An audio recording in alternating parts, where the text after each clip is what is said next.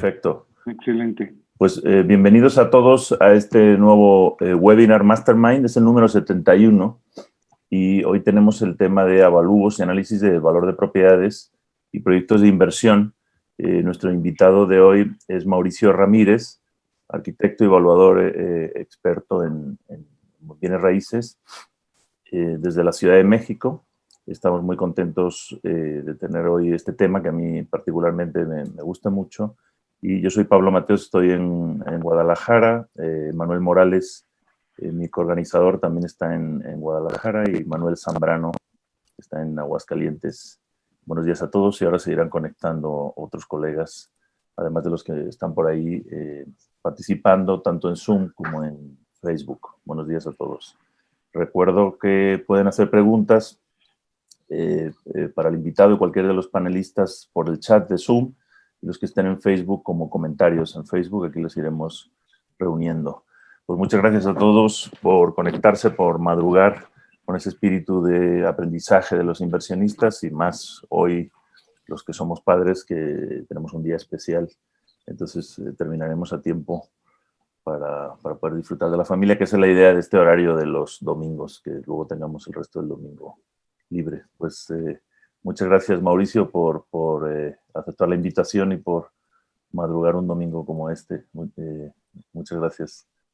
No, al contrario, gracias Pablo, gracias Emanuel por la invitación, y como lo comentabas hace un momento, pues muchas felicidades para todos quienes son padres en este día. Sí, igualmente. Bueno, pues ya se irían conectando más participantes. Y como te comentábamos, Mauricio, este es un grupo de inversionistas de todo México, aunque ya tenemos también participantes de otros países. Y esta sesión quedará grabada y la verán también muchos otros miembros del grupo y de nuestros programas de mentoría. En nuestra comunidad, el objetivo principal es obtener la libertad financiera a través de bienes raíces, y por eso nos enfocamos en estrategias patrimoniales que generen flujo, o sea, principalmente rentas. Ese es el objetivo final. Pero en el camino, digamos, pues también hacemos proyectos de ganancia de capital, construcción, remodelación, preventas y una serie de técnicas de distinto tipo que tienen que ver con la compra-venta de propiedades. Y en todas ellas, pues un eje fundamental es saber cuál es el valor de la propiedad o los distintos valores, y cómo interpretarlos y cómo jugar con ellos. Y un factor fundamental en nuestros cursos en Vive de las Rentas, enseñamos a detectar oportunidades a través del precio por metro cuadrado de construcción, principalmente porque es el insumo principal que rentamos, ¿no? A la hora de la renta, lo que calculamos es cuánto nos cuesta construir un metro cuadrado que después rentamos ya remodelado, etc. Exacto. Entonces, eso va muy de la mano con el tema de la evaluación, pero también encontramos muchas asimetrías donde a lo mejor el mercado comercial, la principal parte del mercado de compradores, pues el que compra para vivir ellos, una familia normalmente con hipoteca, ¿no? Entonces, lo que se salga de ahí, pues nos produce oportunidades. Entonces, bueno, queríamos, antes de empezar en el tema, si nos cuentas un poquito sobre tu perfil, a qué te dedicas. Sé que eres arquitecto, con lo cual ahí tenemos lo mejor de los dos mundos. Cuéntanos un poco Sí. cuál es tu bagaje y qué estás haciendo actualmente, por favor. Claro que sí, claro que sí. Pues mira, me resulta realmente muy interesante todo lo que comentas, porque creo que en esta plática podemos tocar todos esos puntos, es decir, saber cómo es rentable un inmueble, por qué si es una inversión, cuál es el crecimiento que vamos a tener anualmente. O sea, finalmente, cómo tratar de entender el negocio de bienes raíces en números simples, ¿no? Digo, pues puede volverse tan complejo como uno quisiera y hacer las corridas financieras que uno quisiera para definir valores de terreno, de inmuebles, etcétera, pero bueno, vamos a tratar de hacerlo lo más simple posible. Pues bien, vamos a, si quieres te voy comentando un poco lo que actualmente me dedico. Yo soy arquitecto de profesión, tengo una especialidad en evaluación de inmuebles, la concluí hace aproximadamente unos 5 años. Yo estudié en la Universidad Nacional Autónoma de México, en su campus principal, en Ciudad Universitaria. Vivo actualmente aquí en la Ciudad de México. Yo durante muchos años estuve trabajando para un par de inmobiliarias, pues creo que son de la más representativa es Century 21, que para mí es una de las franquicias más grandes a nivel nacional y con mucha representación en otros países. En esta inmobiliaria yo estuve trabajando por más de 5 años. Yo desempeñé varios puestos, entre pues finalmente los últimos fue el estar enfocado plenamente en la evaluación de inmuebles. Hay una parte que para nosotros se volvió muy complejo, que es decir, un valuador normalmente ve los números muy duros. O sea, si la respuesta más común que te va a dar un valuador es, ese es el mercado, esos son los números que nosotros tenemos, eso te da los análisis, etcétera. ¿Por qué? Porque pues finalmente nos tenemos que apoyar con matemáticas. Pero en la inmobiliaria, en Century 21, pues finalmente teníamos la tarea de no solo evaluarlo, sino de también venderlo. Entonces generabas esa sensibilidad del mercado, es decir, conocías realmente cuáles eran los valores de cierre de las operaciones y eso en tu formación te va ayudando mucho, te va ayudando realmente a tratar de entender qué es lo que un cliente observa, cómo visita un inmueble, qué es lo que te cuestiona, cuáles son las negociaciones que existen. Hay ciertos parámetros en la evaluación que te hablan de un 10% para negociar y tú pues ya en la práctica te das cuenta que a veces es más, a veces es menos, etcétera. Posteriormente trabajé en un par de empresas, una de ellas fue Cibergestión, que es una empresa que se dedica plenamente a la revisión de valores. Hay quienes seguramente la conocerán, porque trabaja para los principales bancos, Santander, HSBC, Scotiabank, Banorte, gestiona todo el trámite hipotecario para Infonavit, para Fobiste y pues, obviamente para bancarios. Posteriormente, trabajé en una unidad de evaluación en el puesto de gerente. Ahí finalmente pues, me tocó experimentar la parte técnica al 100%. ¿Por qué? Porque pues una unidad de evaluación, quienes a lo mejor ya están un poco más o conocen más del tema, pues sabrán que son los responsables de emitir un valor, son susceptibles a pagar ciertas penalizaciones en caso de que se incumplan normatividades de Infonavit, Fobiste, y son ellos, al final de cuentas, quienes casi terminan autorizando no un crédito hipotecario o un crédito cualquiera. Hay créditos de construcción, hay créditos de liquidez, hay créditos para compra de vivienda nueva, vivienda usada, cofinanciados, etcétera. Y finalmente terminé hace ya casi voy para 3 años que estoy trabajando en BBVA, ahí mi puesto es de consultor de precios e inversiones, y pues finalmente lo que hacemos ahí es tratar de ponerle un precio a los activos del banco. Entonces, pues bueno, en estos años sí me ha tocado ver desde la parte comercial de una inmobiliaria, me ha tocado ver la parte de una unidad de evaluación y pues ahora finalmente en el último tramo estar dentro de un banco, tanto asignando, te decía, precios para su inventario como evaluándolos como un proyecto de inversión, pues porque finalmente son garantías que se van a vender y por su naturaleza el único cliente potencial es realmente un desarrollador de vivienda, entonces pues, para ellos tenemos que verlo como un negocio y que les resulte atractivo. Fantástico. Entonces, tienes la visión de distintos mundos, ¿no? Del mundo inmobiliario, el de las inmobiliarias o la parte de la venta, de los bancos para patrimonio propio o de inversión y también el de los evaluadores y, bueno, tú también como arquitecto. Entonces, has estado en los zapatos, digamos, de muchas partes del mundo inmobiliario y me imagino que conoces muchas aristas. Aquí nos enfocamos principalmente en propiedades residenciales, principalmente, o a veces comerciales, pero con un uso residencial finalmente. Entonces, bueno, ya obviamente hay cursos de avalúos para agentes inmobiliarios o para profesionales inmobiliarios que son de varios días. Es un tema complejo que no podemos cubrir hoy, pero sí nos gustaría conocer algunos aspectos.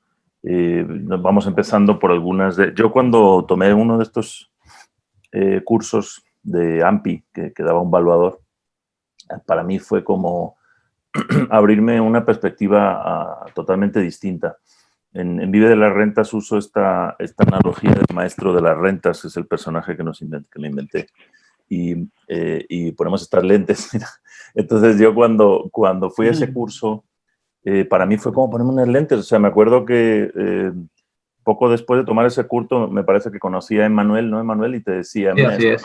es que los evaluadores lo que van a mirar es esto, y hay esta fórmula, y no tiene nada que ver con lo que nosotros pensamos, ¿no? Como compradores de vivienda. Por ejemplo, este tema de los metros cuadrados de construcción, ¿no? Que es clave, es como la espina dorsal, por lo menos en el tema residencial. Obviamente el terreno, pero el terreno pues es fácil yo creo que vamos a empezar por ahí. Muchas veces en una venta, en una ficha de una propiedad, pues aparecen los datos básicos, ¿no? Entonces, los metros cuadrados de terreno suelen estar bien porque vienen en la escritura, porque vienen en el predial, porque más o menos la gente sabe cuánto mide su propiedad de frente por fondo, podemos ir a Google Earth y medirlo, o sea, ese es un dato bastante fiable. Pero el que muchas veces no fiable son los metros de construcción, porque muchas veces los anuncios los pone un agente inmobiliario que no sabe calcular metros de construcción o agarra los que vienen en el predial, no están actualizados, etcétera. Entonces, no sé si nos puedes comentar ese punto, digamos, por qué es tan importante los metros de construcción y cómo lo calcula un valuador. Pues bien, mira, efectivamente, la superficie de construcción creo que es la parte medular de un avalúo. Sobre esta nos vamos a estar basando para determinar prácticamente el valor de un inmueble. Lo que nosotros vamos a hacer finalmente es aterrizarlo a precios por metro cuadrado. Entonces tú vas a determinar el precio, esa es una variable que ya conoces, y pues la otra que te queda es la superficie de construcción. ¿Qué es lo que lo hace complejo? Bueno, que no tenemos un documento oficial, la gran mayoría de las veces, de donde apoyarnos. Hay quienes a lo mejor elaboraron su construcción a través de un arquitecto, a través de un profesional, y finalmente les va a entregar una licencia de construcción, un aviso de terminación de obra, y bueno, ahí vamos a tener nosotros los precios, finalmente la superficie por vivienda. Pero en caso de que tú no la tengas, pues lo que vas a tener que hacer es medirla por fuera. Es determinar la superficie, lo que se llama apaños externos, es medirla finalmente tu contorno. Ahora, tienes que hacer una clasificación, eso es muy importante. ¿A qué me refiero? Porque normalmente tú en tu investigación de mercado vas a ir encontrando en páginas de internet que te dicen bonita casa, 3 recámaras, 2 baños, 250 metros de construcción. ¿Qué recomiendo yo cuando haces esa investigación de mercado? Pues que marques y preguntes, oye, estos 250 metros cuadrados, ¿qué incluyen? Incluyen el estacionamiento cubierto, incluyen el cuarto de lavado, incluyen el cuarto de la azotea, incluyen balcones, etcétera. Y hay quienes afortunadamente, asesores que pues, sí tienen esa responsabilidad y finalmente hacen esa diferencia y te dicen, no, de los 250 metros, tengo 20 metros de estacionamiento, tengo 10 metros de balcón. Entonces en realidad no estamos hablando de 250, sino estamos hablando de 230. Y ese es el número que nosotros vamos a utilizar para nuestro ejercicio, para determinar la superficie. Medirlo, pues en realidad no tiene mayor complicación, ocupas una cinta, ya hoy en día existen distanciómetros que son todavía mucho más exactos, pero siempre apaños externos, siempre medirlo por fuera, pero siempre hacer también una diferencia, conocer cuánto tienes de balcón, cuánto tienes de estacionamiento. ¿Y por qué? Porque obviamente no va a costar ni valer lo mismo un precio por metro cuadrado de un estacionamiento, que probablemente no va a tener piso, el único piso que va a tener quizás es un aplanado de cemento, un balcón que finalmente es una losa de concreto y un barandal, a lo que vamos a tener al interior, que seguramente va a ser una duela, una loseta cerámica, un porcelanato, etcétera, ¿no? Entonces, eso es lo importante de este ejercicio, es tú medir por fuera tu casa, pero también diferenciarlo. Ya si por cuestiones de marketing o por cuestiones de promoción la inmobiliaria te recomienda, oye, englóbalo todo y así lo anunciamos, pues bueno, eso ya será otra decisión, ¿no? Pero sí hacer ese ejercicio de consultar y diferenciar las superficies, ¿eh? Perfecto. Entonces, el ingrediente principal son los metros de construcción techados, digamos, por lo menos en el mundo residencial. Porque me imagino que es porque lo que estamos evaluando por un lado es la construcción, entonces tiene ese factor, ¿no? O sea, lo que queremos es, en un avalúo, lo que quieren ustedes es saber cuántos metros techados tenemos porque hay unos factores que sabemos cuánto costaría construir eso, menos los años que ya tiene, etcétera, ¿no? O sea, esa es la razón por la cual se separan los metros de construcción techados de otras construcciones aledañas, como dices, porches, balcones, cocheras, etcétera. Así es. Sí, justamente esa es la parte importante, porque tú perdón, adelante. No, adelante, es que hay una pequeña demora, pero sí, adelante, Mauricio. Sí, te digo, efectivamente esa es la parte importante, hacer la diferencia. Desafortunadamente no todas las inmobiliarias lo tienen, inclusive cuando son proyectos nuevos, departamentos, muchas veces el desarrollador por estrategia te vende todo, o sea, inclusive si tuviera un balcón o un roof garden, te lo suman a la superficie, ¿no? Entonces, ¿qué pasa? Que a lo mejor tú estás considerando que tu departamento tiene 150 metros, pero 50 metros es un roof garden.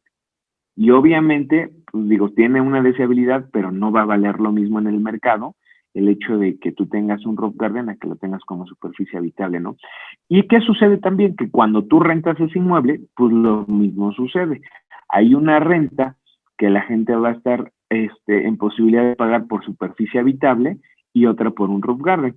Hay diferentes porcentajes, por ejemplo, aquí en la Ciudad de México es muy común que el roof garden represente un 40, un 50%, dependiendo de la ubicación, entre un 40 y un 50% de valor de lo que representa el área habitable. Entonces, pues imagínense, si le estamos sumando eso a una tercera parte del inmueble, pues no vamos a tener un número nada real, ¿no? Claro, sí, fantástico. Y en el tema de rentas, exacto, nosotros hacemos este concepto de rentas intensivas, que es optimizar cada metro cuadrado, y de hecho dividimos las propiedades. Bueno, hay varias modalidades de renta que utilizamos, pero una que utilizamos muchos de nosotros, los tres que estamos aquí, los cuatro panelistas, ya llegó Eduardo Aguilera, tenemos colivings, renta por habitaciones, ¿no? Entonces ahí es básico saber en cuántas unidades rentables podemos dividir una propiedad o apartaestudios, etcétera. Por ahí está también Manuel Zambrano, si quieres abrir el micrófono, que es nuestro director de Academia de Vida de las Rentas. Manuel, me estaba acordando de la calculadora, tenemos una calculadora de rentabilidad rápida que hacemos sobre los anuncios, para saber ya de entrada qué ROI nos puede dar una propiedad solamente desde el anuncio. ¿Y qué pasa? Que a veces encontramos unas muy buenas, que en papel dicen, pues está una rentabilidad muy buena. Cuando ya visitamos, no, Manuel, resulta que lo que hizo el agente inmobiliario fue multiplicar el terreno por 2. Dijo, no, pues el terreno tiene 100 metros, son 2 plantas, 200 metros de construcción, ¿no? Y cosas así. No sé qué más, Manuel, qué más cosas has encontrado, dudas que podamos ver con Mauricio, o sea, o esas diferencias tan grandes que hay luego entre el avalúo y lo que nosotros esperamos del valor de una propiedad.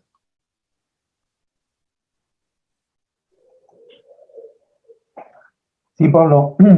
Bueno, se llegan a presentar que a lo mejor el mismo vendedor, como dices, multiplica únicamente lo que es el terreno, o bien incluso suma, pues no sé, otras construcciones que realmente no forman parte de y que ellos los están sumando o los están considerando. Entonces, digo, eso es lo que a mí me ha pasado, de que tenemos unas diferencias considerables. Entonces, pues siempre lo que les recomendamos es que lleven su metro, su distanciómetro, para que pues sea real los metros cuadrados que estén considerando al momento de que realizan la visita. Pero sí, pues es parte de lo que nos hemos llegado a presentar. No sé, Mauricio, ¿qué nos podrías recomendar o qué debemos tomar en cuenta? Pues mira, desafortunadamente el avalúo no es una ciencia exacta, o sea, nosotros vamos a emitir un valor, pero siempre la recomendación es que las personas lo vean como una banda de valor. Es decir, quizá un 5%, depende de la complejidad del avalúo, pero quizá un 5% arriba, un 5% abajo. ¿Y por qué? Porque finalmente, como evaluador, prácticamente ningún evaluador va a tener la posibilidad de visitar el mercado. O sea, eso en la práctica es casi imposible que lo veas. Todos van a tener que confiar en lo que la inmobiliaria está diciéndote. Y hay quienes aquí a lo mejor se dediquen a esto y sabrán que a lo mejor también ellos tienen toda la buena intención de promocionar los datos más reales, pero si el propietario te dice, tiene 200, y no tengo escritura y tampoco tengo predial y no tengo la manera de mostrártelo y no tengo planos, etcétera, pues a lo mejor tú terminas creyendo en lo que dice tu cliente, ¿no? No tienes otra opción. Entonces, esa posibilidad de estar manejando datos erróneos, pues finalmente es la dispersión que va a presentar el error de un avalúo. Esperamos que ese error ande entre el 5%, te digo, probablemente en algunas zonas de la ciudad donde hay, o de la República donde hay muy pocas muestras, pues ese porcentaje de error va creciendo. Desafortunadamente no se puede eliminar a menos que tú conozcas todas las propiedades, lo cual les digo es imposible, en la práctica no sucede. Entonces, ¿qué es lo que yo recomiendo? Pues que hables con la inmobiliaria, preguntes, oye, estos metros efectivamente son los reales, estos metros no incluyen o sí incluyen balcones, o aproximadamente cuánto es. Ahora, también el asesor inmobiliario a veces no es el experto en tratar de dimensionar superficies, ¿no? Pero bueno, hay algunas ciertas, pues digamos, unos ciertos tips. Por ejemplo, si te dicen, pues tienes 2 cajones de estacionamiento techados, pero no sé cuánto mide. Ah, bueno, más o menos un cajón de estacionamiento son 12 metros cuadrados, más 12 metros cuadrados, estamos hablando de 25 más 5 metros de circulación, bueno, aproximadamente serán 30 metros de superficie techada. De superficie, perdón, que es para el estacionamiento. Ahora, si te hablan de un cuarto de servicio, pues ¿cuánto mide normalmente un cuarto? Pues, yo creo que un cuarto de servicio puede, dependiendo si es una casa o un departamento, no superará los 3x4, los 4x4 en el mejor de los casos. Entonces tú vas segmentando esa área, ¿no? ¿Cuánto puede medir un balcón regularmente? Pues 1 metro de ancho por 3 metros de largo, en el mejor de los casos. Entonces, de algún modo lo vas tratando de dimensionar para que tu renta sea el número más real posible, ¿no? ¿Y por qué se vuelve esto importante? Por ejemplo, en el caso de las rentas que ustedes me plantean. ¿Cómo vamos a conocer el valor de un inmueble a través de la renta? Yo creo que, no sé si aquí lo conozcan, si ya lo hayan planteado antes, pero tú vas a tener un precio de promoción, ¿no? A ese precio de promoción le vas a restar una parte de negociación. Ya vas a conocer lo que es prácticamente una renta neta. Después vas a tener que quitar tus deducciones. ¿Cuáles son tus deducciones en un inmueble? Bueno, pues el pago del predial, el pago de energía eléctrica, el pago de agua, el pago de la comisión del asesor. Finalmente vas a llegar, ahora sí, de tu renta bruta a una renta neta.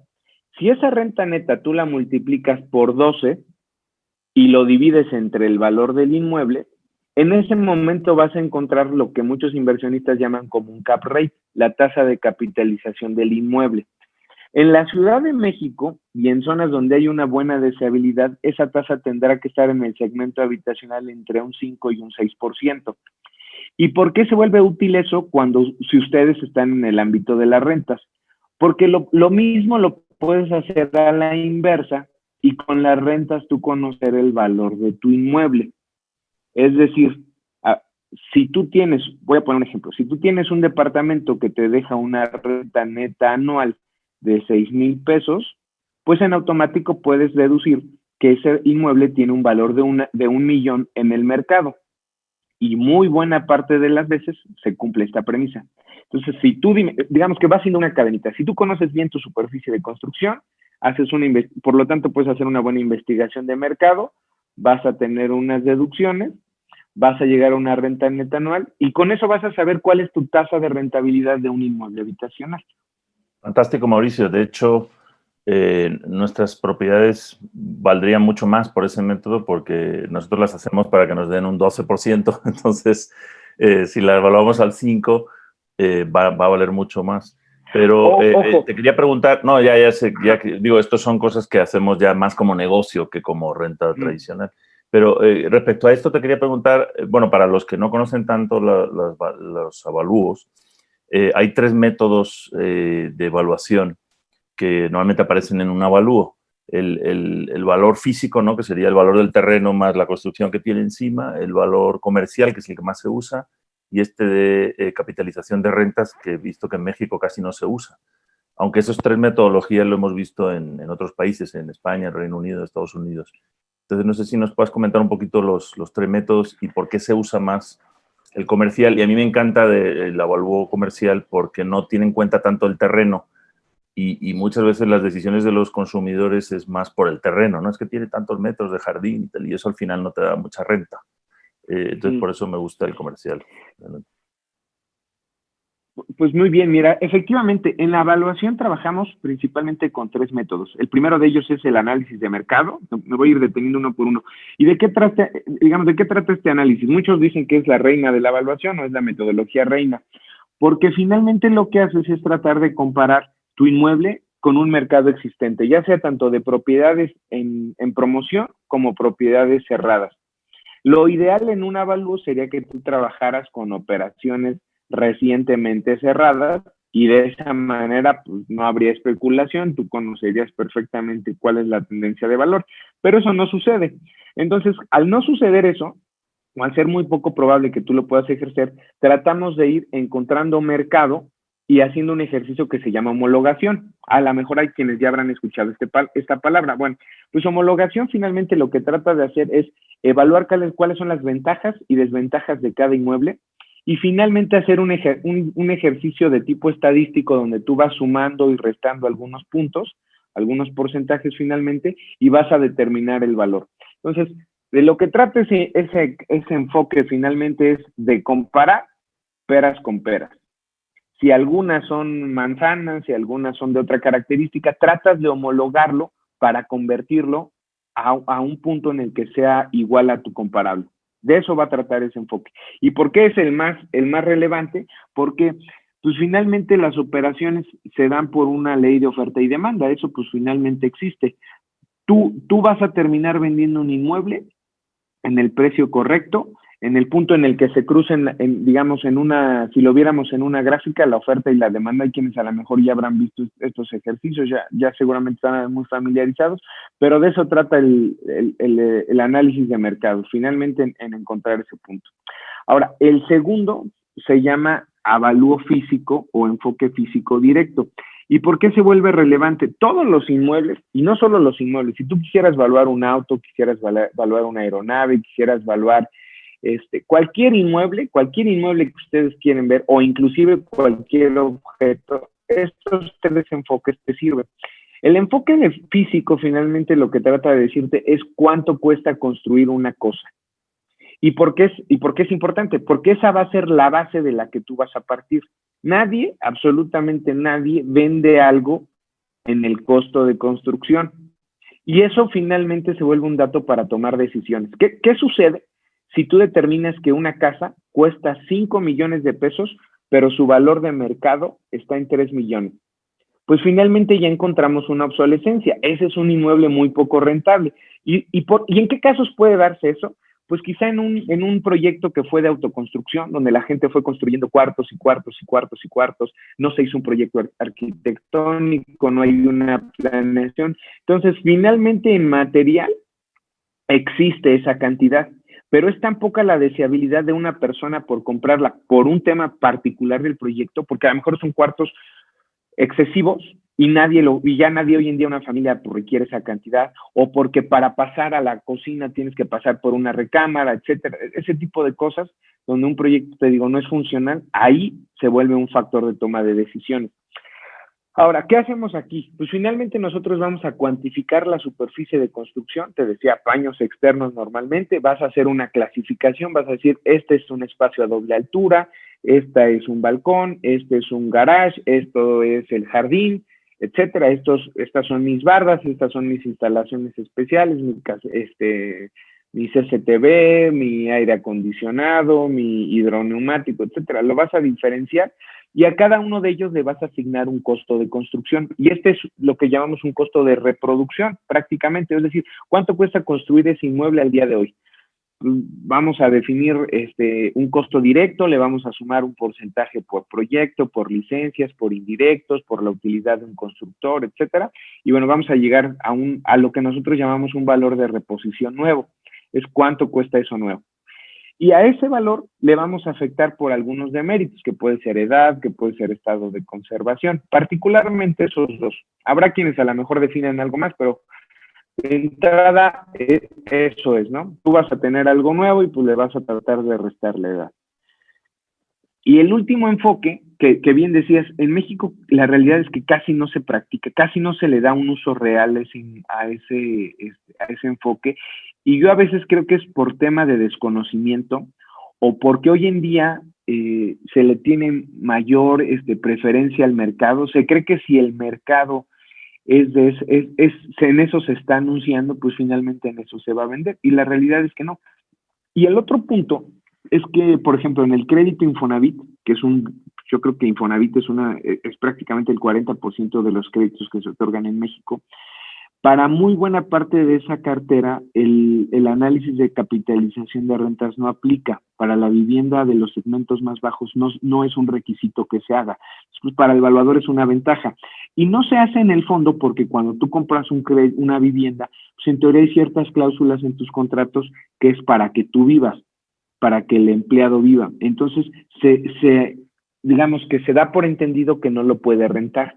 Entonces, si el evaluador o la unidad de evaluación ejerce ese ejercicio, pues estaría induciendo a que el propietario pueda rentar su inmueble. Entonces, digamos, como por una sana práctica, lo que hacen las unidades de evaluación no lo hacen, ¿no? Finalmente. Y porque casi siempre ese valor, esa tasa de capitalización va a ser el valor que el evaluador va a reportar más bajo. Y lo va a reportar más bajo porque existe una variable que es muy compleja de definir, que es la tasa de capitalización. Tú como les decía hace un momento, tú vas a poder determinar el valor de un inmueble cuando haces simplemente una división, cuando a la renta neta anual lo divides entre una tasa de capitalización. Así es como determinas el valor. Pero lo complejo es encontrar esa tasa de capitalización. Hay quienes han estructurado matrices muy complejas para decir que va entre el 8 y el 7, entre el 10 y el 7. Hay quienes dicen que va entre el 7 y el 5. Hay quienes dicen que tiene que haber una clasificación de tasas por tipo de inmuebles, si son bodegas, si son viviendas, etcétera. En el caso de la vivienda, creo que ya está mucho más trabajado y normalmente andamos entre el 6% y el 5%. Eso es una tasa habitual.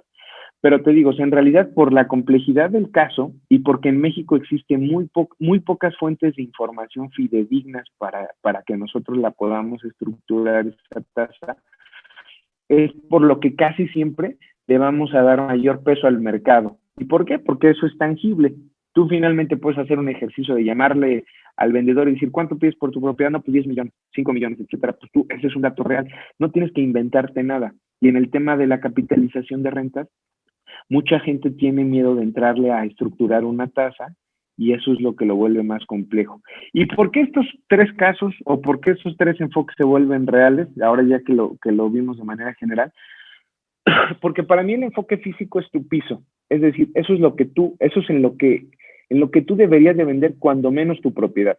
Si estás vendiendo por debajo, ¿qué sucede? Pues tuviste una obsolescencia, ya es una obsolescencia económica, una obsolescencia funcional, una obsolescencia funcional. ¿A qué me refiero? De que tú tengas que invertir X cantidad para remodelar el proyecto. Y una obsolescencia económica, pues puede ser que a lo mejor tú tengas un local comercial y la plaza en la que tú te ubicas, pues fracasó. Entonces, pues por muy bien que esté tu inmueble, pues hay una obsolescencia, pues ya tangible que no vas a poder hacer a un lado, ¿no? Entonces, ese es tu piso. El mercado es finalmente lo que está reportando las operaciones hoy en día, y la renta es lo que tú deberías de estar recibiendo si decides poner tu inmueble en promoción. Pues para mí una recomendación sería que cuando menos el valor físico te esté reportando del valor de la propiedad, si tu avalúo concluye con el enfoque de mercado, entre el valor físico y el valor de capitalización de rentas deberá existir un 20, un 30% cuando mucho, y entre el físico y el mercado tendrá que existir un 20%. No, pues porque finalmente les decía, esa es la intención, que tú puedas determinar una utilidad entre lo que te cuesta construir y lo que obtienes al vender. Muchas gracias, Mauricio. Sí, el tema de la capitalización de renta es más difícil de entender para proyectos comerciales, o a lo mejor los que ya hacemos en Vive de las Rentas, que invitamos a inversionistas a comprar una propiedad ya rentada, un ingreso totalmente pasivo. Es más fácil de entender, ¿no? Y además es una cuestión de expectativas del inversionista, ¿no? Si tú ya le das un producto que funciona solo, como los que tenemos nosotros que están en régimen de fideicomiso, etcétera, pues es más fácil que lo compre a un valor para que a él le dé un, no sé, un 8% o 7%, o sea, ahí cuanto más a menor tasa lo vendas, pues más vale el activo, claro. Pero bueno, es un tema más complejo. No sé si Eduardo quieres preguntar algo por ahí y luego ya pasamos a las preguntas más concretas que nos están llegando por aquí sobre cómo mejorar. No, un poco pensando en el mundo de cómo los bancos y cómo los corredores inmobiliarios ven a las propiedades, pues todo esto que nos has contado es justo lo que observamos día a día, pero que no le da el enfoque a la vivienda de un activo financiero desde nuestra perspectiva. Es decir, todo está enfocado a un mercado que quiere comprar una casa, o bueno, no todo, pero en su mayoría, un mercado que está comprando una casa para vivir, o un mercado que si está viendo el tema de cap rate, pues tiene esos límites, ¿no? Esto del 5 o 6% en mercados estabilizados como Ciudad de México, pero que en algunos otros lugares, y mientras más te vas a un segmento de lujo, ese cap rate va disminuyendo, ¿no? El otro día analizábamos un departamento en Andares, en Guadalajara, que es una de las zonas más caras, ¿no? Donde el departamento costaba 11 millones y la renta te daba 35,000 pesos, por ejemplo, ¿no? Entonces, a lo que voy y lo que en este año, en la pandemia, ¿no? El mercado inmobiliario cayó muchísimo porque la gente, por un lado, se asustó, por otro lado, tuvo miedo de invertir su dinero porque no sabía qué iba a pasar con nada de la economía, las tasas de interés, los salarios y demás. Sin embargo, pasó una cuestión muy curiosa.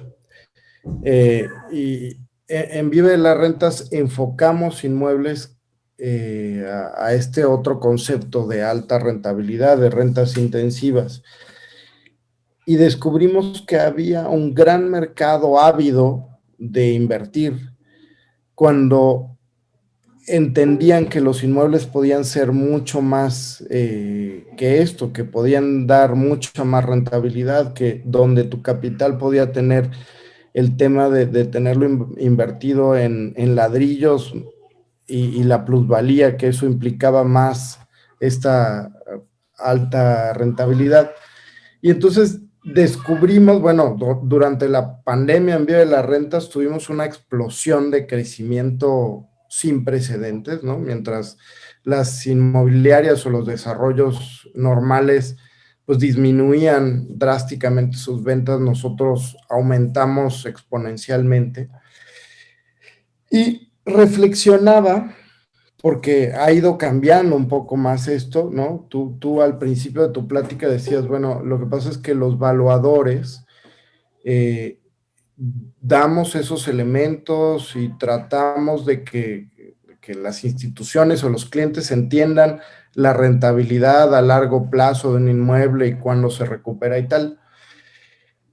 Bueno, toda esta reflexión es porque acabamos de estar en el Congreso Inmobiliario de Occidente y lo que pensaba que hay que innovar dentro del mundo inmobiliario es cómo ayudar a los clientes a encontrar inmuebles, no inmuebles que sean más bonitos, no inmuebles que tengan los espacios más adecuados, sino inmuebles que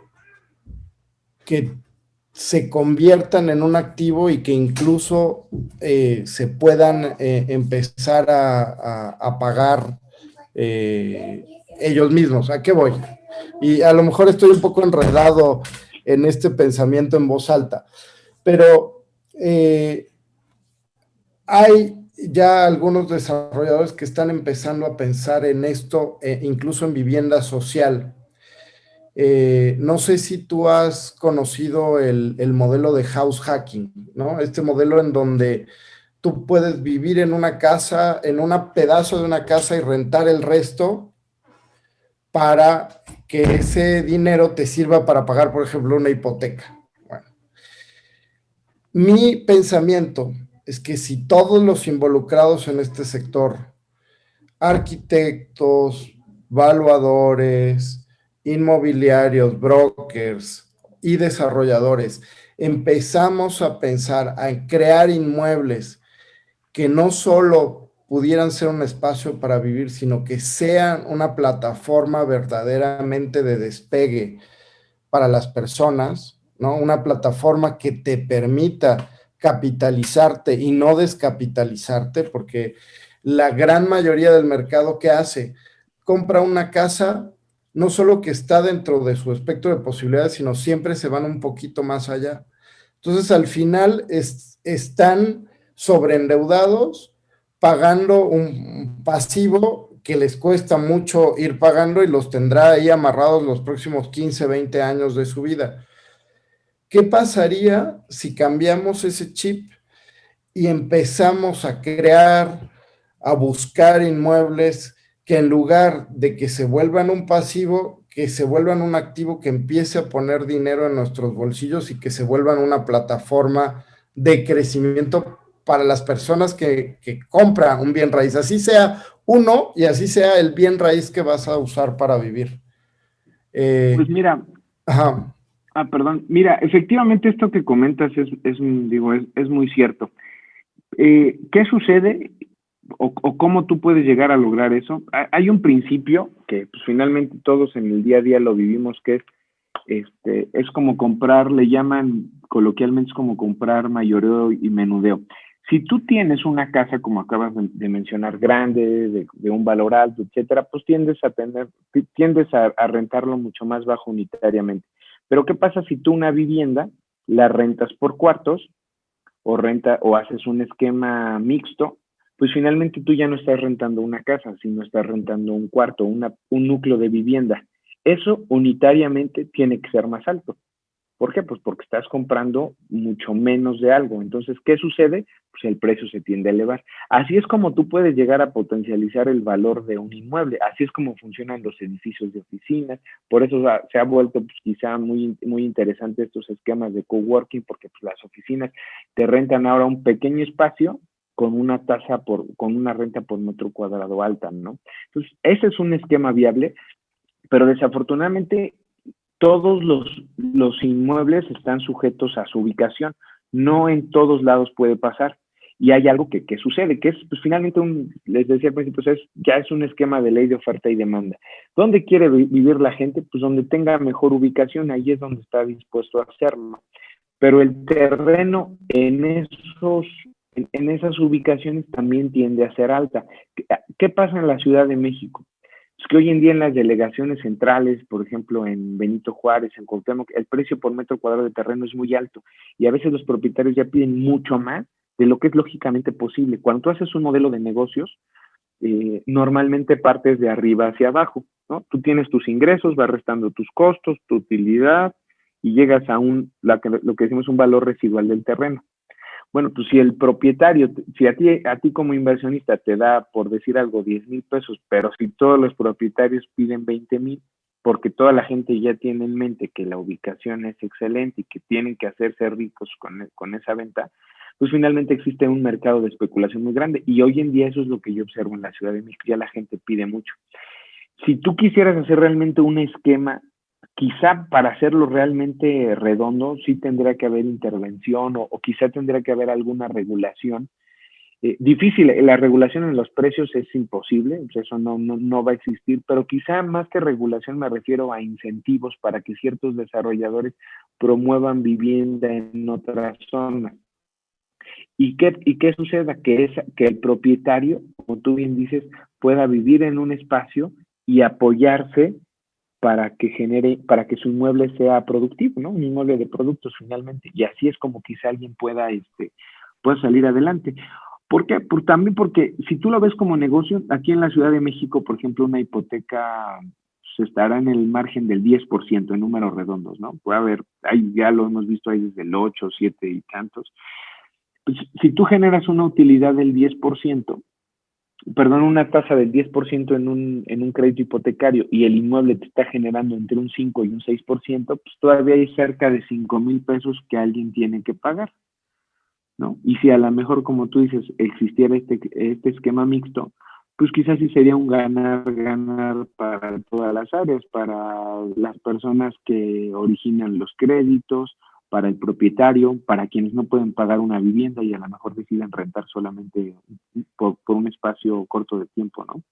Exacto, ok, estoy de acuerdo contigo. Entonces, por ejemplo, ustedes como evaluadores, un desarrollo que tenga un lock-off, ¿no? Estas habitaciones o espacios que puedan tener de pronto un acceso independiente y que pudieran rentarse como una unidad independiente. ¿Tú lo tomas en cuenta para la evaluación y la rentabilidad de ese inmueble? Mira, te voy a comentar, ahora, desafortunadamente hay una respuesta a la que casi siempre uno tiene que recurrir, que es depende, y es, pues, no gusta decirlo, pero es muy ambiguo. Si tú lo originas, tú haces ese valor para una originación de crédito, te diría que no representa un valor. ¿Por qué? Porque finalmente el banco no va a venderte si tú incumples tu hipoteca, el banco la va a tomar y la va a tener que vender. Entonces, si ellos la venden, no van a estar vendiendo un cuartito, después otro y después la otra parte de la casa, ¿no? Entonces, lo tienen que ver como un todo. Entonces, ese avalúo no es posible. Pero si tú me dijeras hacer un avalúo para un esquema de negocio, o sea, quitando todas las reglas, perfectamente yo te diría que sí. Se debería de tomar esa ventaja de ese inmueble. Porque, ¿cómo lo puedes hacer? Bueno, pues que a lo mejor tú como evaluador defines, bueno, aquí tenemos la estancia, la recámara, la sala, tal. Son espacios que por su ubicación se pueden dividir. Existe la facilidad de rentarse independientemente. Yo te diría, pues ese realmente es el mayor y mejor uso de un inmueble. Cuando tú quieres definir para cualquier negocio, tienes que encontrar pues 3 principios básicos. Uno que es que sea físicamente posible, otro que sea legalmente permisible y otro que sea económicamente viable. Esas son las 3 piezas para cualquier negocio y para cualquier enfoque que tú quieras analizar. Gracias. ¿Es físicamente posible hacerlo? Sí. ¿Es legalmente posible hacerlo? Sí. Ya, si tú defines como propietario que lo quieres rentar de esa manera, no hay un tema. Y económicamente es mucho más rentable, pues yo te diría que ese es el análisis, la mejor manera para hacerlo. Muchas gracias, Mauricio. Y bueno, a mí se me ocurren muchas preguntas respecto a esto, porque de hecho lo que hacemos en general en estas inversiones de renta va en contra de lo que quieren los bancos. De hecho, por eso a veces, una vez que divides en varias unidades rentables con varias cocinas, ya al banco no le gusta porque lo considera distintas viviendas, etcétera. Pero vamos a ir a algunas de las preguntas que nos están llegando, que son para el concepto normal de casa-habitación. Y antes de entrar en esto, tú tocaste un tema, ¿no?, de este problema de que los terrenos son demasiado caros y no hacen viable el modelo de negocio. Y este ejemplo que diste de empezar desde arriba, ¿no?, en cuanto voy a vender esto y le voy quitando, es fantástico. Y es por ello que se han verticalizado nuestras ciudades. En el tema de los incentivos, sí he visto en muchas ciudades en México un incentivo a la redensificación de zonas centrales, sobre todo porque ya hay una inversión en infraestructura pública, sobre todo en transporte, parques, equipamiento, etcétera. Entonces, se ha aumentado la densidad de construcción en muchos predios y está este concepto del CUS, el coeficiente de urbanización del suelo, que hasta hace poco los agentes inmobiliarios ni siquiera lo conocían. Yo he estado hablando con valuadores hace como 2 años y casi no lo usaban. Entonces, o sea, ahora ya sí es fundamental. O sea, si tú vas a evaluar una propiedad y tiene un CUS que es el doble de la de al lado, pues obviamente eso va a influir en el valor. No sé si nos puedes comentar un poquito cómo toman en cuenta el coeficiente de urbanización del suelo, o sea, la cantidad de construcción que se puede poner encima a la hora de evaluar una propiedad. Pues, a ver, bien, miren, si quieren, voy un poco tratando de, para que le quede más claro a la gente, porque no es un tema muy sencillo. En la Ciudad de México y en cualquier centro regional, en cualquier centro urbano, el gobierno está encargado de hacer la planificación de desarrollo urbano. Normalmente la gente habrá escuchado el Plan de Desarrollo Urbano de la Ciudad de México, etcétera. Bueno, lo que sucede es que la Ciudad de México, los gobiernos tienen que estudiar dónde se pueden redensificar las ciudades, en qué partes cuentan con mayor infraestructura de agua potable, de energía, de transporte público, para ahí poder permitir a los desarrolladores que construyan más vivienda. A veces quizá hay gente que no esté tan familiarizada y le cuesta entender por qué si tú eres dueño de un terreno no te permiten construir 10 niveles o 20, ¿no? Si tú eres finalmente el dueño del terreno. Ya hay un tema un poco más complejo ahí, pero existe esa normatividad, es decir, tú en la Ciudad de México no puedes construir lo que tú quieras, tienes que alinearte a lo que te dice la Secretaría de Ordenamiento Territorial, y aquí en México es la Secretaría de Desarrollo Urbano y Vivienda. Como existe esa diferencia en cada uno de ellos, pues finalmente ese uso de suelo se compone de dos cosas principales. Una es el COS, o sea, el coeficiente de ocupación del suelo, es decir, del 100% de tu terreno, cuánto puedes construir, hasta qué punto puedes llegar. Y la otra parte es el CUS, el coeficiente de utilización del suelo o de urbanización del suelo, como comentaba. Es decir, cuántos niveles puedes construir. ¿Qué sucede? Pues de que si tú puedes construir ahí 10 niveles, pues probablemente cuando menos 2 viviendas por nivel podrás hacer 20 departamentos. ¿Qué sucede? Pues que vas a hacer 20 departamentos y vas a tener quizá un esquema de negocio. Y si tu vecino, por decirlo así, tiene la mitad, pues finalmente él va a poder construir solo 10 departamentos. Entonces, desde ahí partimos. El terreno obviamente va a valer más donde tú puedas hacer mayor vivienda que donde puedas hacer menor vivienda. ¿Estamos de acuerdo, no? Pues finalmente hay un negocio mucho más grande, pues obviamente proporcionalmente el terreno va a representar más. Y esa es la diferencia. Ahora, ¿cómo se hace ese esquema? Es lo que hoy en día tanto bancos como desarrolladores, todas las personas, creo que serias que analizan un proyecto de inversión, sobre todo de construcción de vivienda nueva, pues lo hacen de esa manera. Hacen un estudio de mercado, ven lo que les permite hacer la Secretaría, te decía, de Desarrollo Urbano y Vivienda. Bueno, si te permite hacer 10 departamentos, ¿de cuántos metros? De 50 metros. Bueno, observas en la zona en cuántos se están vendiendo, defines el valor de venta de todo tu proyecto, y al valor de venta de tu proyecto, pues ya le vas a restar los costos de construcción, tus indirectos, que va a ser pues la administración de tu oficina, el pago de comisiones a la inmobiliaria que va a estar haciendo guardias y venderlo, licencias, etcétera. Después, la utilidad del desarrollador, que seguramente andará en la Ciudad de México para, digamos, para un esquema mediano, ¿eh? O sea, estoy hablando de unos 15 departamentos probablemente, pues estará buscando el 20% del valor del proyecto. Y si tú vas restando todo eso, a lo mejor hay quienes tienen una formación administrativa o contable, se trabaja de la misma manera que un estado de resultados, es decir, tienes tus ingresos, le restas tus costos, le restas tus gastos, le restas utilidad y obtienes algo neto, un residuo. Pues ese residuo va a ser el valor de tu terreno. Normalmente ese valor de terreno tendrá que estar en un 30% del valor del proyecto. Para quienes a lo mejor en algún punto, entre un 20 y un 30%, quienes a lo mejor en algún punto necesitan hacer evaluar la factibilidad de un terreno cuando te dicen, oye, mira, yo tengo este terreno, no te lo vendo, sino lo aporto al negocio, pero por aportarlo al negocio quiero tal cantidad de dinero. Y pues finalmente tú como asesor dices, bueno, ¿y esa cantidad es buena? ¿Es mucho? ¿Es poco considerado a qué? Entonces, si tú dices, bueno, puedo hacer 10 departamentos de 3 millones, bueno, pues van a ser 30 millones, y más o menos entre qué porcentaje andará el terreno, bueno, entre un 20 y un 30, pues probablemente el terreno esté entre 6 millones y 9 millones, pues por lo menos ya te ayuda conceptualmente a que si te están ofreciendo el terreno en 15 millones, pues puedas decir, ¿sabes qué? Pues no es posible. No es posible que yo tome el terreno en esa cantidad porque no va a ser negocio. ¿Y por qué hablamos de ese 30%? Porque normalmente los costos de construcción en un proyecto te podrán representar entre un 50 y un 60%.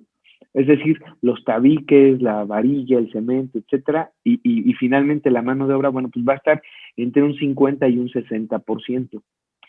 ¿Y qué viene después? La utilidad del constructor, la utilidad de quien lleva el negocio. Y si estamos hablando que se van a llevar un 20%, pues entre un 50 de construcción más un 20 de utilidad, te deja que el terreno solo puede valer un 30%.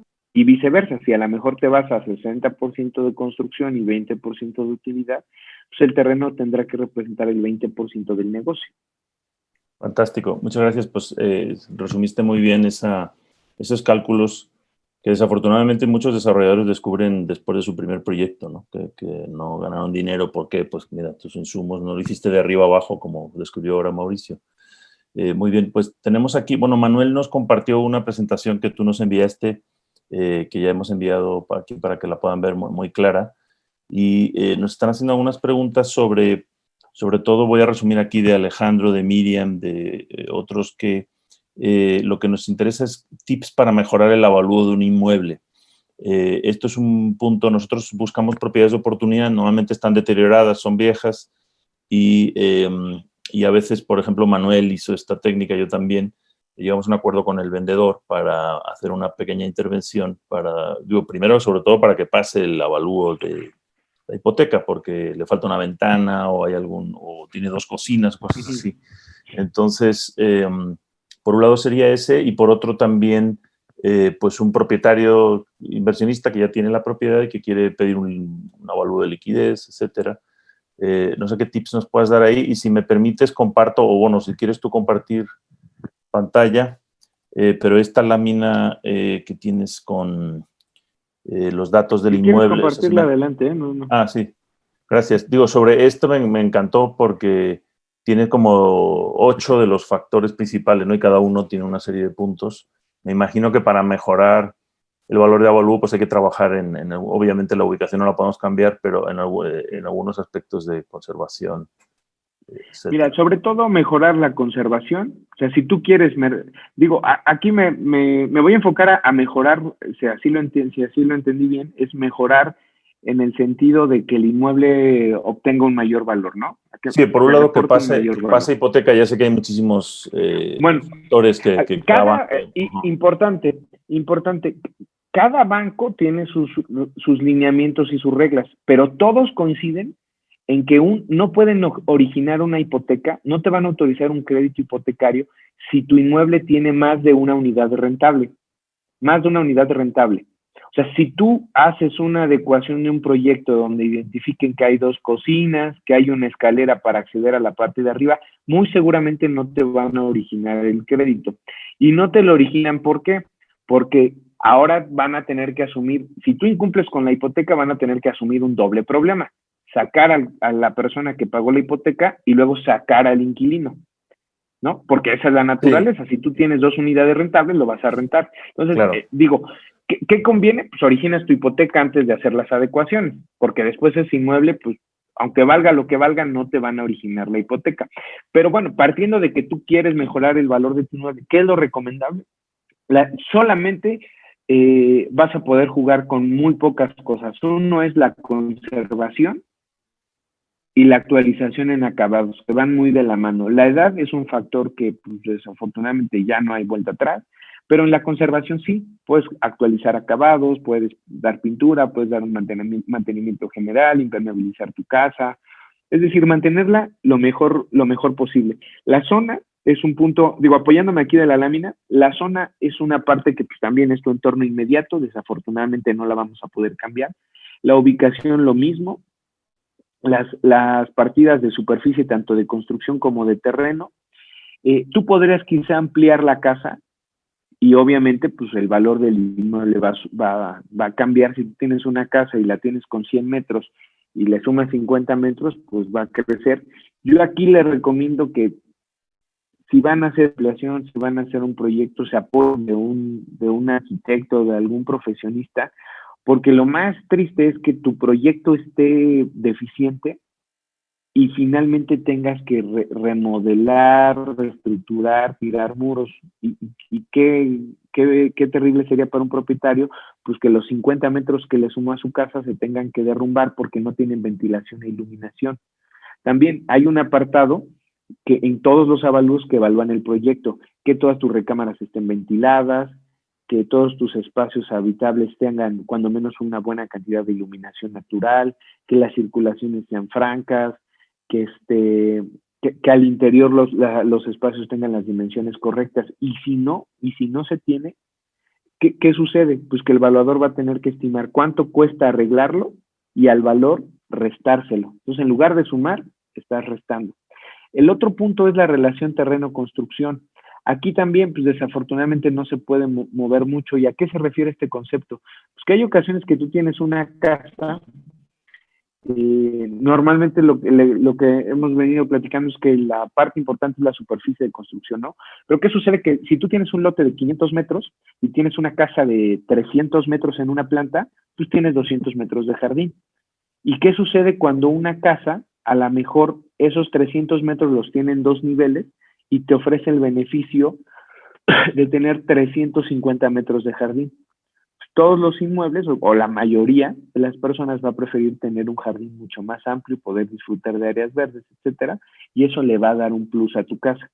El que tengas áreas verdes, el que finalmente puedas disfrutar de un patio mucho más grande, va a tener un beneficio.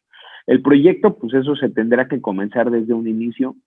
Yo creo que la contratación de un arquitecto de verdad es de las mejores cosas que pueden hacer si ustedes lo quieren ver como un proyecto inmobiliario.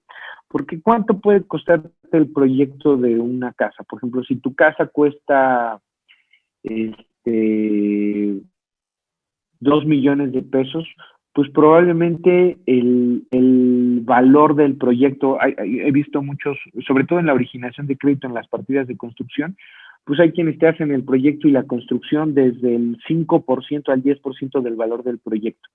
Estamos hablando de un 5% que garantiza que tu inmueble no va a perder valor, que al contrario va a ir creciendo con el tiempo. Todos los inmuebles tienden a crecer siempre y cuando un proyecto sea agradable. Y finalmente, si tú vas a comprar un departamento, el nivel. O sea, obviamente los departamentos, si tu edificio tiene elevador, los niveles más altos van a costar mucho más. Si no tiene elevador, pues los pisos más bajos serán los que representen un mayor valor en el esquema, ¿no? De algún modo, pues estos son los datos generales que los evaluadores usamos para determinar los valores. De acuerdo. El tema de conservación, ahí también nos hemos encontrado que a lo mejor como consumidor tú lo que piensas es que tienes que cambiar pisos, baños, etcétera, para que se vea más moderno. Pero en el tema de la edad, digo, aunque obviamente la edad legal no se puede cambiar, si se demuestra que se han cambiado instalaciones hidráulicas, sanitarias, eléctricas, sí se puede actualizar la edad del inmueble, ¿no? ¿Cómo sí, claro. Mira, normalmente, digo, a lo mejor quien tenga una experiencia al 100% en esta área me dirá, yo no concuerdo contigo, pero lo estoy haciendo con la idea de que sea lo más esquemático posible. Vamos a suponer que tú tienes que construir una casa, ¿no? Bueno, ¿cómo lo vamos nosotros en porcentajes? Bueno, del 100%, 10% van a ser los cimientos. Eso no lo vas a poder, obviamente, remodelar ni nada, ¿no? La otra parte está en la estructura. Más o menos estamos hablando de un 40% lo que representa la albañilería y la estructura. Eso también es difícil que lo cambies en una remodelación, a menos que sea una remodelación fuerte, donde se tengan que abrir muros, etcétera, se llegará a esa instancia. Entonces ya tenemos 50% que no vamos a poder tocar. Del valor de tu inmueble, el 50% ya está quieto. Después, el otro 50% normalmente vamos a ver un 30% de acabados, y lo demás prácticamente lo podríamos llevar a instalaciones eléctrica, hidráulica, sanitaria, etcétera, ¿no? Si te das cuenta, nosotros vamos a poder jugar con el 40% del valor del inmueble. De esa manera espero que quede lo más conceptual posible. O sea, si tú cambias los acabados al 100% de tu casa, le vas a dar un plus como de un 30%, porque eso es lo que está jugando. Si cambias las instalaciones, pues será un 10%. ¿Qué sucede en una remodelación convencionalmente? Pues que cambian pisos, que cambian pastas, cancelería, muebles de baño, instalaciones. Entonces, en realidad, esa parte es a la que nos vamos a enfocar y estaremos hablando de un 40% de lo que tú podrías, en el costo de la construcción, poder rescatar, ¿no? Espero que con eso quede un poquito más claro. No, está fantástico. Si tú, vamos a decir que si tú... Sí, perdón, es la primera vez que lo veo que así. Si tú en ese esquema tú dices... Sí, adelante. Sí, yo digo, trato de ejemplificarlo con porcentajes, creo que normalmente pues así nos queda mucho más claro, pero sí, o sea, si tú cambias acabados, pues no esperes que a lo mejor el valor de tu casa se duplique, porque del valor, pues estás jugando del valor de las construcciones. Si tú ves tu casa como un negocio, del 30 al 40% va a ser el terreno, el 60% puede llegar a ser las construcciones, pero de ese 60%, el 40% están en acabados y en instalaciones.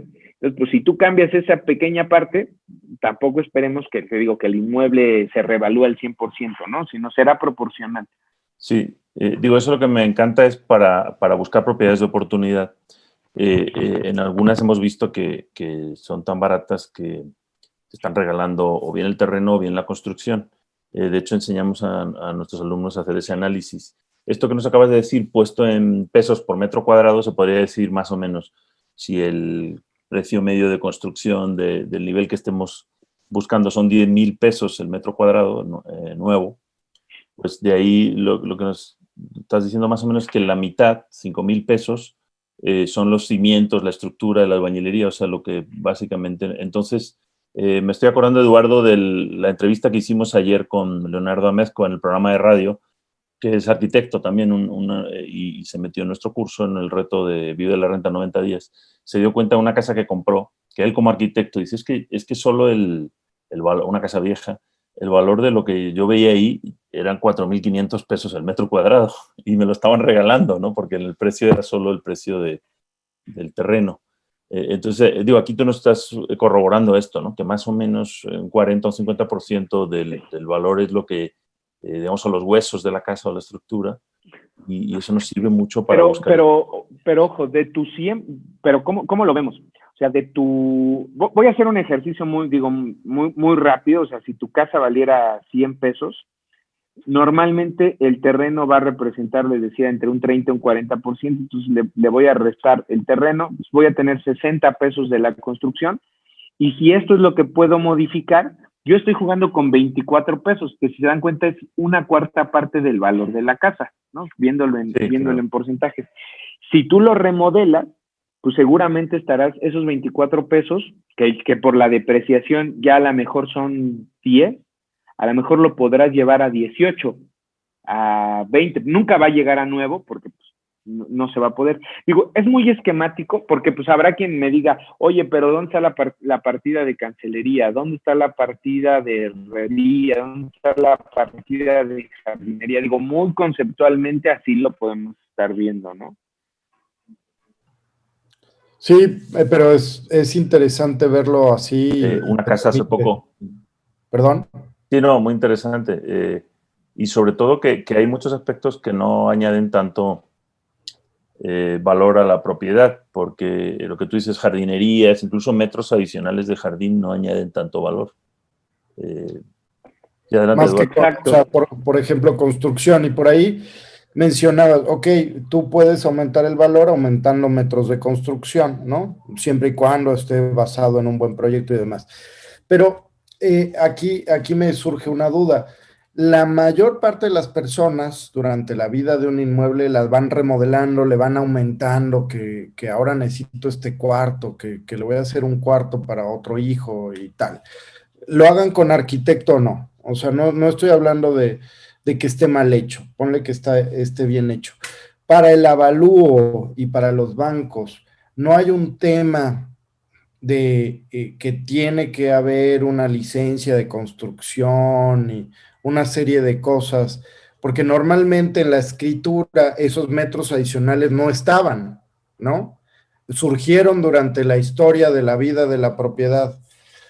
¿Qué retos o qué pasa con estos metros adicionales que sí podrían a veces ser hasta el doble de construcción de lo que había originalmente y que sí obviamente tiene un valor mayor, pero en ese tema en donde primero no estaban registrados inicialmente y en segunda, normalmente la gente no pide una licencia o datos de este tipo. ¿Eso es un problema o se puede sortear de alguna forma?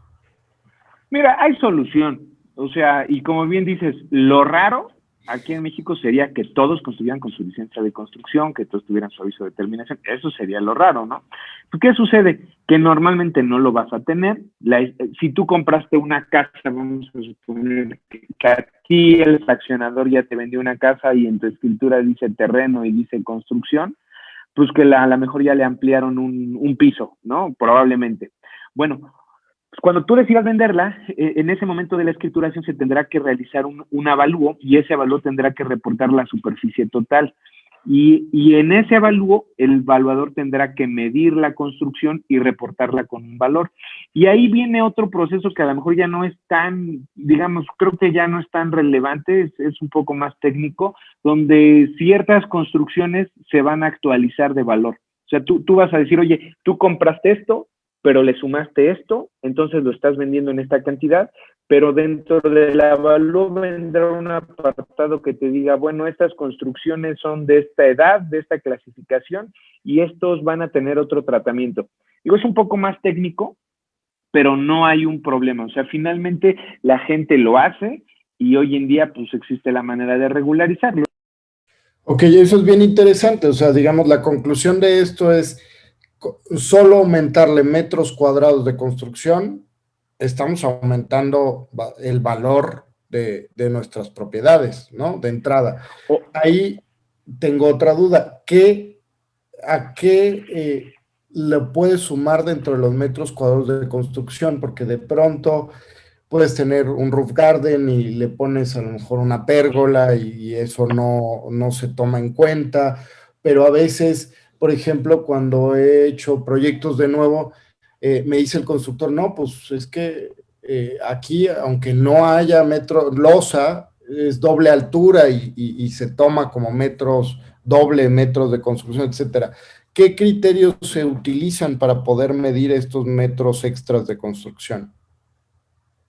Pues mira, digo, antes de contestar esa pregunta, también existe un depende. ¿Y a qué me refiero? Vamos a suponer que tú estás en un fraccionamiento donde todas las casas son iguales, ¿no? Y es una zona de vivienda donde las casas más o menos andan en los 3 millones de pesos, ¿no? Todas las casas andan en 3 millones de pesos, están en esa zona. A lo mejor una colonia, un fraccionamiento, alguien ya se imaginará este concepto. Bueno, vamos a suponer que tú construyes lo doble de construcción.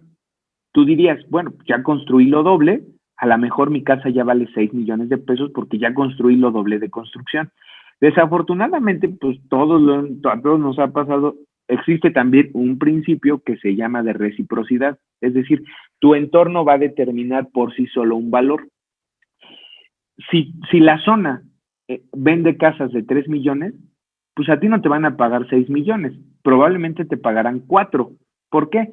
Porque en ese momento llega el razonamiento de cualquier comprador que va a decir, bueno, pues si tengo 6 millones, pues mejor brinco de esta colonia a esta otra, ¿no? Ese es un razonamiento pues, que todos lo haríamos. Digamos, bueno, pues si tengo 6 millones de vivir en esta colonia, tengo 3 millones, pues vivo en esta, pero si ya tengo lo doble, pues mejor brinco a esta, ¿no? Te digo, de ahí partimos, porque tu entorno también te va a definir por sí solo un valor. Pero bueno, vamos a suponer que a lo mejor yo me fui al extremo, simplemente le subas una parte extra.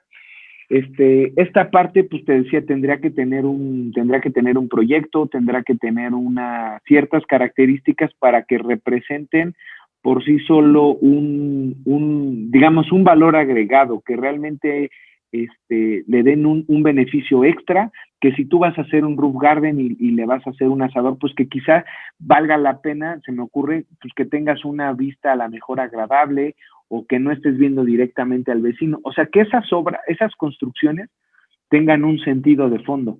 Eso es lo que yo realmente también evaluaría, y por eso sí le pasaré la responsabilidad a un arquitecto o a alguien, o digo, si el propietario es hábil, pues que lo desarrolle, pero que esa construcción le dé realmente un valor agregado al inmueble, o sea, al proyecto, que a lo mejor, pues sí hagas un estacionamiento cubierto donde a lo mejor nadie más lo tiene y esa es una ventaja, o tengas un roof garden porque quizá se vuelve un área privativa, nadie te observa, nadie se ve y realmente tiene una ventaja. Si no, pues el mercado, cuando llegue y lo revise, va a decir, pues está padre, pero a mí no me gusta, ¿no? O está padre, pero no vieron que veo directamente al vecino. Pero ahí hay dos factores, Mauricio, es muy interesante. Y uno es obviamente la deseabilidad del mercado, ¿no? Y la demanda y qué tan fácil va a ser que te ayude a la venta.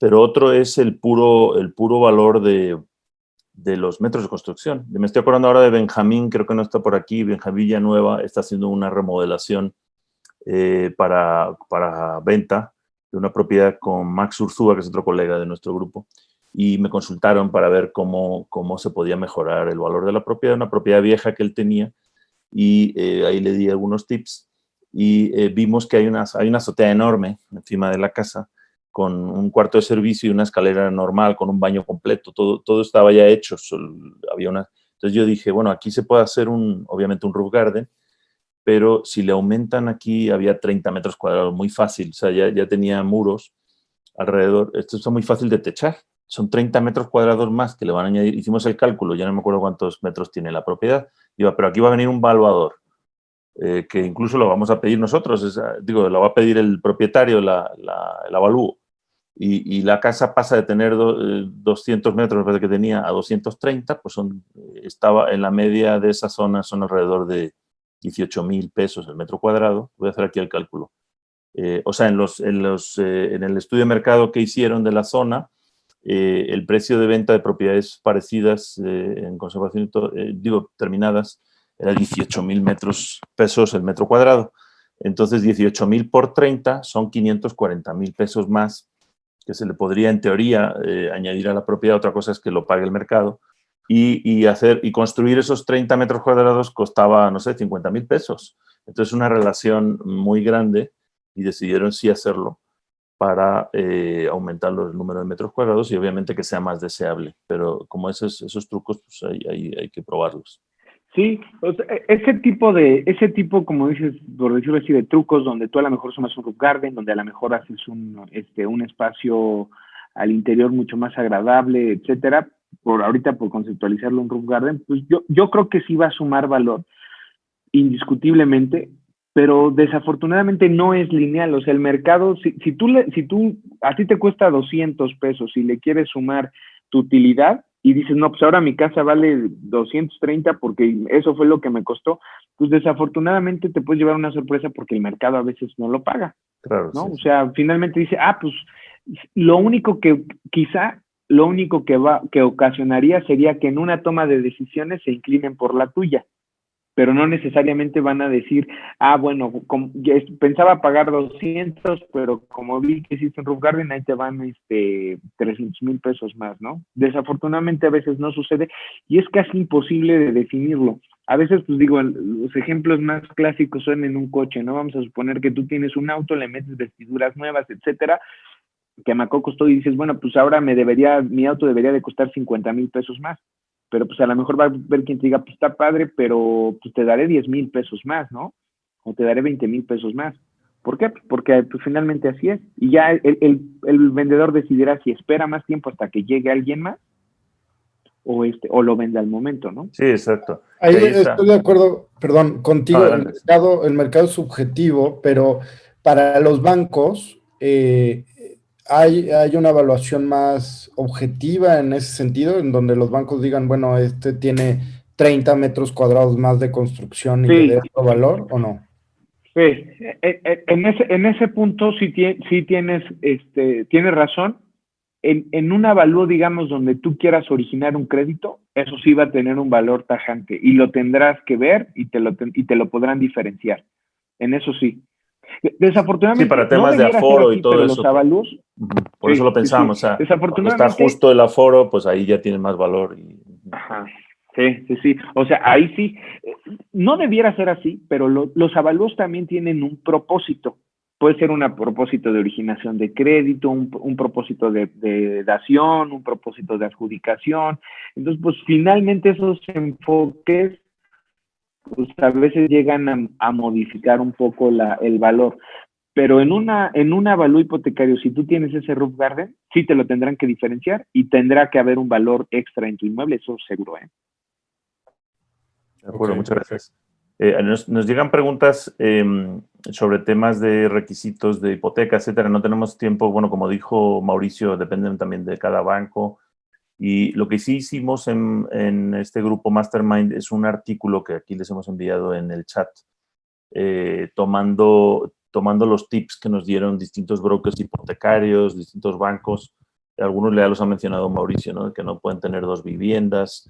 Hay muchas cosas, ¿no? Hasta que, por ejemplo, hay bancos que no financian propiedades que estén a menos de 50 o 100 metros de la costa. No sé, hay muchísimas. Tenemos una lista de varias láminas.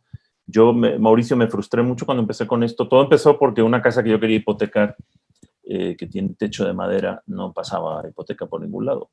Entonces les pedí a los bancos que me dieran una lista. ¿Dónde está lo del techo de madera? No, no está en ninguna lista. No hay listas. Está todo en la cabeza de los evaluadores, digo, de los inspectores, como se llamen en los bancos, ¿no? ¿Qué pasa? Sí, desafortunadamente sí te encuentras con eso. Y a mí justo me tocaron muchos casos donde los techos venían de madera y se rebotaban. Es que finalmente, pues, lo que tú buscas como inmueble, que el inmueble tenga una vida útil que cubra el crédito. O sea, si vas a pedir 20 años, pues habrá bancos que te piden 20 años más 10 años.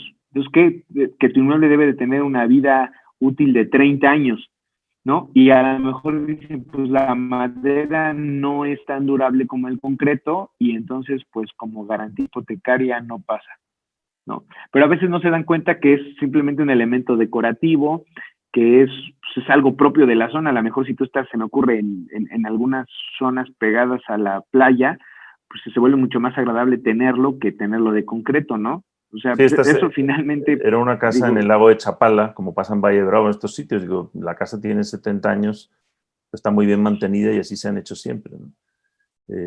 Pero sí, obviamente, y lo curioso es que yo he aprendido mucho con visitas, o sea, de propiedades, o bien ya he llevado un valuador, o bien hemos intentado que pase y no pasa porque tiene un baño en un patio, no sé, o miles de cosas. Manuel, por ejemplo, también tenía la casa que compró, le tuvo que poner un techito a las escaleras porque había una zona de la escalera que estaba a la intemperie, no pasaba toda la... no sé qué más cosas tenías tú, Manuel, en esa casa. La segunda cocina. Había dos lavaderos, tuvo que quitar uno, ¿no?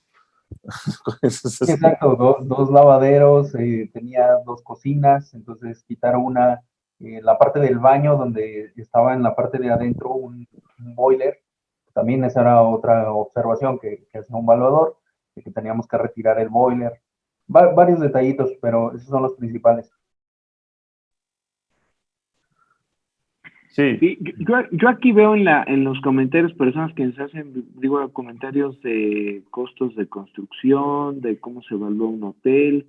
Digo, que a lo mejor eso ya es un producto más especializado. Si en algún momento les interesa, podemos también tener una plática de inmuebles especiales, cómo se evalúan. Digo, no sé si sea el tema, a lo mejor inmuebles Claro. más complejos, hoteles, naves, etcétera, ¿no? Sí, lo que podemos hacer, obviamente, es, tú nos dices si te pueden consultar, si tú ofreces servicios de asesoría en este área o puedes conectar con otros expertos. Con gusto pasamos tus datos para que quien quiera buscar ese perfil. Sí, digo, lo más fácil es que si tienen la presentación, hay quien se las pide, ahí van mis datos para que la puedan tener. Y digo, con toda también franqueza, si ven que a lo mejor el foro lo solicita de más allá de las casas, habitaciones, sino de cómo evaluar a lo mejor ya un proyecto inmobiliario, etcétera, podemos tener otra plática con la idea de que pues de que su foro tenga un poco más de tips y amplíen un poco más su conocimiento en estas áreas, ¿no? Y con todo Sí. gusto. Muchísimas gracias, sí, Mauricio, porque digo, hay algunas preguntas que son muy específicas, como esta que hizo Elisa y algunas otras. Lo que podemos hacer, Manuel Zambrano, es invitar a Mauricio a una de las masterclass de mentoría, y ahí sí tenemos alumnos de mentoría que puedan resolver problemas más específicos, y también pues ya que te puedan contactar para una asesoría más personalizada o que tú les recomiendes a algún profesional. Y digo, estamos muy agradecidos por tu tiempo, ha sido muy, muy interesante, y esta presentación que nos enviaste también es muy buena. Me voy a quedar aquí con alguna pregunta. Dice Edgar Mendieta que por qué cambian los valores de los inmuebles dependiendo de los enfoques. Entonces, bueno, tú decías que hay, que entre el valor físico y el de capitalización de rentas había como un 30% de diferencia, y el de entre el valor físico y el comercial. Y voy a añadir otra pregunta que había por aquí atrás, creo que era de Alfonso. Hola, Alfonso, ¿cómo estás? Decía que si hay alguna regla en cuanto a la relación entre el valor fiscal o valor catastral y el valor comercial. Entonces, a veces se dice que es un 30%. Esa fíjate que es una pregunta que seguido me plantean, si entre la boleta predial y el valor comercial existe una relación. No lo hay. Hay cero relación. De hecho, por ejemplo, en la Ciudad de México los valores catastrales los emite la Asamblea Legislativa y sigue sin haber una claridad de ese enfoque. En realidad no. O sea, ese es un dato simplemente para pagar un impuesto, pero no tiene nada que ver con el valor comercial. De acuerdo. Y la diferencia entre los enfoques de evaluación es simplemente porque hay la naturaleza subyacente de cada definición es distinta, ¿no? Sí, digo, para tratar de a lo mejor ampliar un poquito ese punto, porque sí sería muy bueno que quedara claro, es si tú quisieras evaluar, no una casa, si tú quisieras evaluar del objeto más simple, una silla, utilizaríamos los mismos tres enfoques. Y es decir, el enfoque de rentas te diría cuánto te cuesta, cuánto ganarías tú si decides rentar tu silla. Si vas a una oficina y dices, rento mi silla, ¿cuánto me pagan? No, pues te pago 100 pesos el día. Bueno, eso es lo que voy a ganar. Digamos que es un escenario de traer a valor presente todos los ingresos futuros descontados a una tasa de capitalización. Y así es como tú vas a conocer el valor presente de todo lo que vas a poder rentar ese inmueble o ese objeto. Entonces, ese es el valor de lo que tú vas a obtener por rentar tu inmueble, tu ganancia, y quizá un valor de rescate, si se llega a dar, si el inmueble lo llegara a tener un valor de rescate. El costo de construcción es cuánto le cuesta a la empresa construir la madera, el diseñador que se llevó el tiempo en construirlo, el herrero, etcétera, etcétera. Es cuánto cuesta el material. Y finalmente el valor de venta es en cuánto lo encuentras en una mueblería. Entonces, si tú te das cuenta, pues son tres valores muy diferentes en los que tú puedes, digamos, para los que puedes hacer mano, ¿no? En cuánto lo puedes comprar en una mueblería, cuánto te cuesta a ti construirlo, tú que eres el fabricante, y si tú decidieras hacer un pequeño negocio con eso, pues cuánto obtendrías si yo lo rentara, ¿no? Esa es finalmente la idea de los tres enfoques. Buenísimo ejemplo, y además si la silla la diseñó Picasso, pues obviamente va a valer muchísimo más que la madera de la que está hecha. Entonces, es lo mismo que les decimos nosotros con este concepto de, pues el co-living, o tú ya vas a valorar tu negocio, pues como un mismo que vender un Oxxo en lugar de vender un local vacío, ¿no? Entonces, esa parte yo creo que está bastante clara. Bueno, pues vamos cerrando. Pregunta Teresa, es muy interesante, que una propiedad en esquina pues vale más que una que no esté en esquina. Hay muchos factores que, si recuerdo bien, los evaluadores llamaban también factor de forma y fondo. O sea, hay unos ratios muy interesantes ahí, ¿no?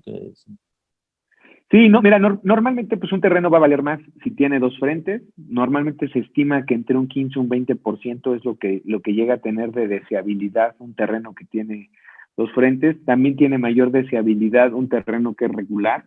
O sea, un terreno que a lo mejor tiene 10 metros de frente por 30 de fondo, se conoce como un terreno regular. A que tú tengas un terreno pues que tenga, por decir algo, 6 lados, ¿no? Pero ¿por qué? O sea, la lógica es, ¿pero por qué tiene que valer más un terreno que es regular que un terreno que es irregular? Porque en teoría, cuando tú decidas construir algo ahí, una plaza comercial, una casa habitación, lo que sea, pues en teoría el arquitecto va a poder usar mucho mejor el proyecto, va a poder desarrollar mucho más fácil, le va a poder sacar mayor partida y va, por decirlo así, a desperdiciar menos terreno. Imagínense, si tú tienes literalmente un polígono, pues a lo mejor, por muy bueno que sea el arquitecto, pues vas a tener una recámara con un muro en diagonal, ¿no? Y a lo mejor pues terminarás viendo la tele de lado. Entonces, pues, finalmente eso ya es, digamos, ya no hay manera de que lo haga. Y si lo hace ortogonal, pues habrá una esquina ahí en tu terreno perdido. Entonces, ese es el fondo de por qué un terreno vale más que sea regular, que esté en una buena zona, que tenga vista a un jardín o que tenga vista al mar, que tenga una vista pues, mucho más agradable, pues forzosamente va a tener una mayor ventaja, ¿no? Buenísimo, Mauricio. Bueno, pues muchísimas gracias por compartirnos tu experiencia y te contactaremos también desde Vive las Rentas para algunos otros proyectos ahí que traemos. Pues muchas gracias a todos por su participación y hoy que es el Día del Padre vamos a terminar pronto para poder dedicarnos a la familia. Unas palabras de despedida a los panelistas y a Mauricio, muchas gracias. No, pues nada, feliz Día del Padre a todos. Gracias por madrugar en este día y creo que eso es lo que nos toca, ¿no? Seguir aprendiendo para seguir mejorando y caminando hacia la libertad financiera de nuestras familias. Así que felicidades a padres y felicidades a las mamás y a todos los que están aquí conectados. Y gracias, Mauricio. Muchas gracias, No, pues, Mauricio. al contrario, gracias por la invitación, ¿eh? Gracias, Mauricio. Muy interesante, la verdad que este webinar estuvo muy enriquecedora. Pues Muchísimas gracias, Mauricio, y felicidades. Gracias, Manuel, por organizarlo y gracias, Mauricio. Y también debo decir que nos recomendó contigo tu hermano Yair, que también tuvimos un webinar con él muy interesante, muy interesante. Entonces, yo imagino las conversaciones familiares, hay un rebote ahí muy importante. Muchísimas gracias, Mauricio. Sí, no, al contrario, nuevamente, gracias y pues a la orden. Si necesitan, les decía, si quieren que exploremos más un tema, pues con mucho gusto, ¿eh? Sí, definitivamente. Te estaremos contactando.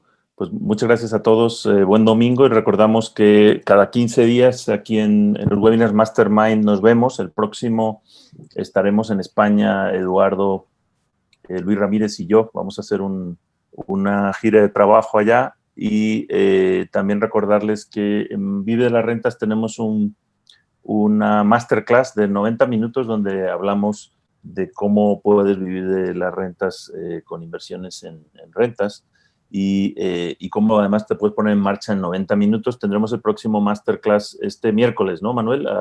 Miércoles 23 a las 8 horas del centro de México.